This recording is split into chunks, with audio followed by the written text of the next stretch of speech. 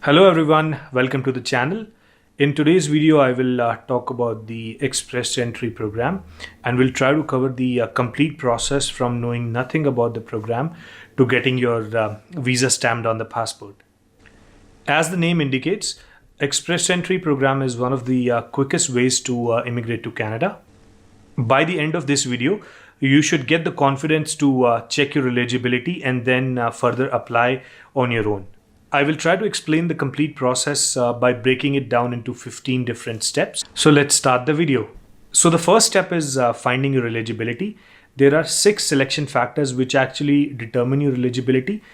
Those factors are your age, your work experience, and things like that. The picture you see on the screen right now shows all the 6 eligibility factors versus the maximum points allocated for each one of them. Now the eligibility is calculated based out of a total score of 100 and you need to have minimum of 67 for you to be eligible for the Express Entry program. I will share the link in the video description where you can go and find out your eligibility. Now a lot of people, when they start finding out their eligibility, they get confused between this 6-point selection criteria and the CRS points. These two are totally different things. I will talk about the CRS points in details further in the video. The second step is called ECA, which is actually Education Credential Assessment. Now ECA is used to find out the equivalency of the degree that you completed in your home country versus what it translates or what it means in Canada. For example, मैंने India से BTech किया which is a 4-year program, लेकिन उसकी Canada में क्या equivalency होगी ये पता करने के लिए मुझे ECA करवाना पड़ेगा. ECA की ज़रूरत इसलिए पड़ती है बिकॉज आपकी होम कंट्री और कनाडा का एजुकेशन सिस्टम अलग है. सो जो डिग्री आपने अपनी होम कंट्री में की है ये ज़रूरी नहीं है कि वो कनाडा में उसका इक्विवेलेंसी सेम ही हो. ECA करवाने से आपको ये पता लगता है कि आपने जो डिग्री अपनी होम कंट्री में कंप्लीट की है उसके कनाडा में आपको कितने इक्विवेलेंट पॉइंट्स मिलेंगे. फॉर एग्जांपल, अगर आपने अपनी होम कंट्री से कोई डिग्री की है जो कि 4 साल की है, लेकिन जब आपने उसका ECA करवाया और उसका कनाडा में इक्विवेलेंसी बना 3 साल, तो आपको एक्सप्रेस एंट्री के अंदर उसके पॉइंट्स 3 साल के मिलेंगे, ना कि 4 साल के. Now the main question is from where to get your ECA done. So there are multiple agencies who are licensed to do this, but mainly there are 2. One is WES, which is the World Education Services, and second is IQS.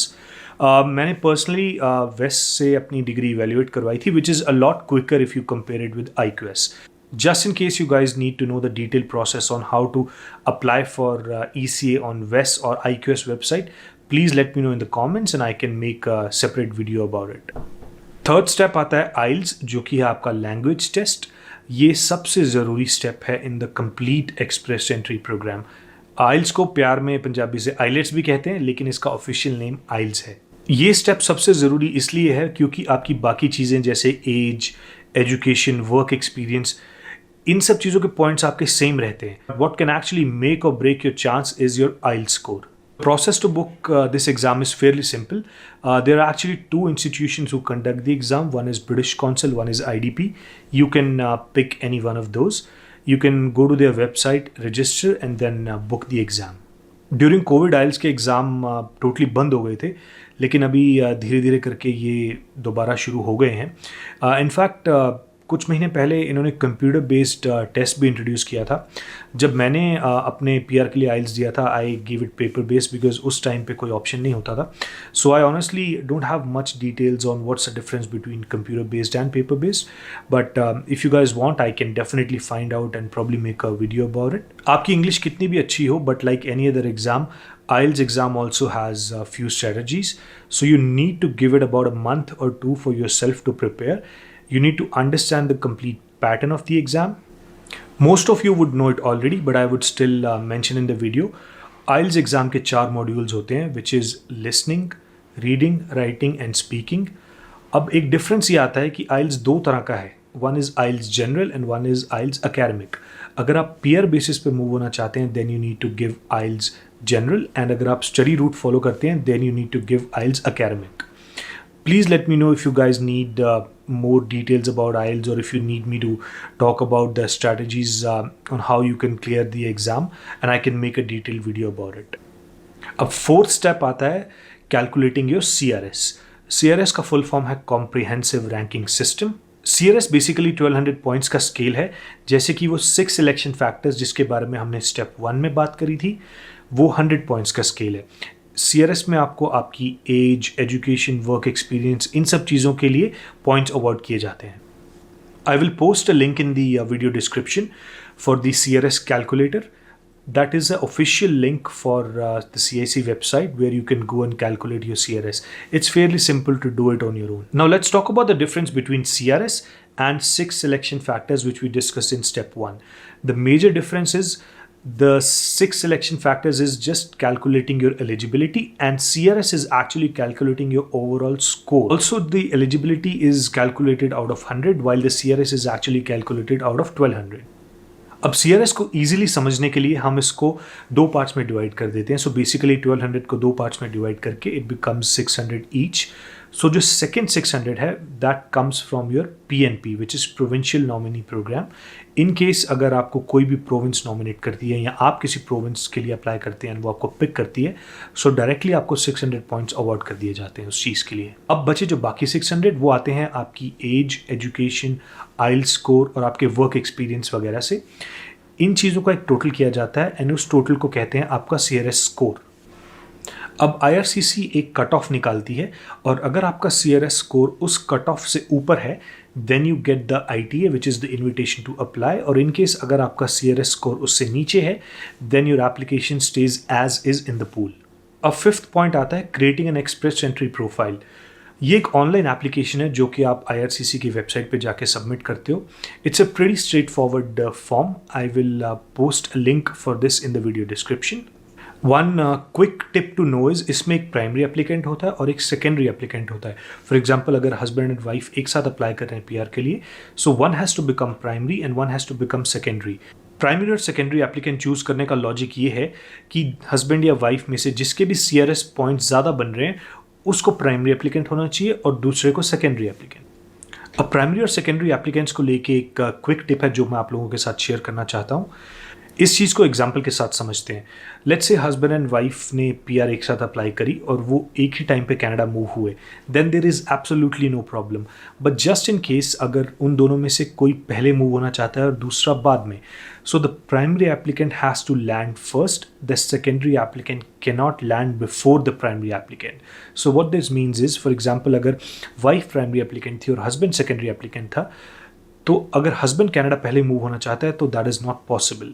Either primary और secondary applicant एक साथ move होंगे और the primary applicant can move earlier and the secondary can follow later if need be. The sixth step is actually waiting for the draw.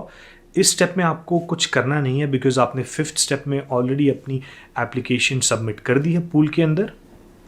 IRCC usually एक महीने में 2 बार draws निकालती है and as I mention before, अगर वो cut off आपके CRS score से नीचे है then you are definitely selected, but just in case वो कट ऑफ आपके CRS स्कोर से ज़्यादा है then your application stage as is in the pool. अगर आपका CRS स्कोर कट ऑफ से ज़्यादा था then you get ITA which is invitation to apply and then you are given 60 days to actually go ahead and submit all the required documents. Now the seventh step is actually getting the ITA.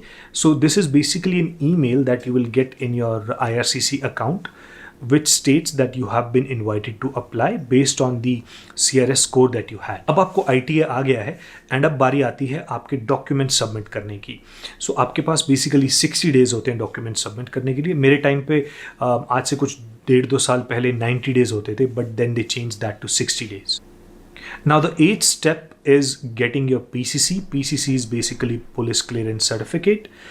The process is fairly simple. अगर आप India से हैं so you just go to the passport website and then you take an appointment and then you show up to the passport office on that given date and time.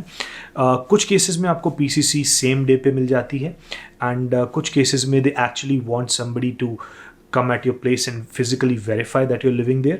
For example, मेरे case में मुझे PCC same day नहीं मिली थी because मैंने PCC apply करी थी नोएडा में and मेरे होम टाउन और मेरे पासपोर्ट पे एड्रेस पंजाब का था। So I had to wait for about 5-10 days for a policeman to actually visit my place and then verify if I'm actually living there or not. One important thing to note here is if you have lived in any country for more than 6 months on a stretch, you need to get the PCC from that country as well. अब बहुत सारे लोगों को इस चीज़ को लेके questions आते हैं कि वो किसी कंट्री में 6 महीने से कम रहे या वो 6 महीने से ज़्यादा रहे लेकिन वो स्ट्रेच पे नहीं था। उन केसेस में आपको पीसीसी की रिक्वायरमेंट नहीं है। The rule is pretty clear. अगर आप किसी भी कंट्री में 6 महीने से ज़्यादा ऑन अ स्ट्रेच रहे हैं, that is the only scenario where you will need the PCC. PCC आपको सबसे पहले करवा लेना चाहिए बिकॉज ऑब्वियसली इसमें गवर्नमेंट इन्वॉल्व है। गवर्नमेंट कहीं की भी हो, इंडिया की भी हो या कहीं और की भी हो, गवर्नमेंट के काम में हमेशा डिलेज हो सकते हैं। सो आई हाईली रिकमेंड जैसे ही आपको ITA आए और आपको डॉक्यूमेंट सबमिट करने का टाइम आता है, PCC should be the first thing that you should do. 9th step आता है मेडिकल टेस्ट। मेडिकल टेस्ट करवाने के लिए IRCC के डेजिग्नेटेड सेंटर्स हैं all across the world. I will post a link where you can actually go ahead and refer to the nearest hospital where you can go and get your medical test done. Medical appointments जो होती हैं वो usually walk-ins होती हैं, so you really don't need to have a prior appointment. India में I know max hospital के पास इसका network है। मैंने भी अपना मेडिकल टेस्ट दिल्ली में मैक्स हॉस्पिटल से करवाया। अब ये मेडिकल टेस्ट कोई बहुत हाई फाई टेस्ट नहीं है, इट इज़ वेरी बेसिक। इसमें आपका ब्लड टेस्ट, आई टेस्ट, चेस्ट का एक्सरे, हाइट, वेट, ये सब चीज़ें चेक करी जाती हैं। IRCC की वेबसाइट पे ये क्लियरली डिफाइंड है कि मेडिकल टेस्ट ज़रूरी क्यों है। इसको उन्होंने 3 चीज़ों में डिवाइड करा है। पहली है danger to public health. For example अगर आपको कोई ऐसी बीमारी है जो कि स्प्रेड हो सकती है, so they do not want such a person to move to Canada and cause a risk to the people already living here. Second is danger to public safety. ये बेसिकली मेंटल कंडीशन से related होती है। Third is excessive demand on social services. इसका मतलब ये है कि Canada ये नहीं चाहता कि अगर कोई ऑलरेडी बीमार है तो वो कनाडा मूव होकर गवर्नमेंट पे लाइबिलिटी बने। कनाडा में हेल्थ टोटली फ्री है। That's why the Canadian government want to ensure that अगर कोई भी PR लेके कनाडा मूव हो रहा है, that person should be medically fit and should not be a burden on the government as soon as he moves in. अब आपकी medical test की रिपोर्ट आपके साथ कभी शेयर नहीं करी जाती, ये डायरेक्टली IRCC को सबमिट की जाती है। अब कई लोगों का ये क्वेश्चन होता है कि उनका कोई छोटा मोटा ऑपरेशन हुआ है इन द पास्ट, सो क्या वो इनएलिजिबल हो जाएंगे कनाडा PR अप्लाई करने के लिए।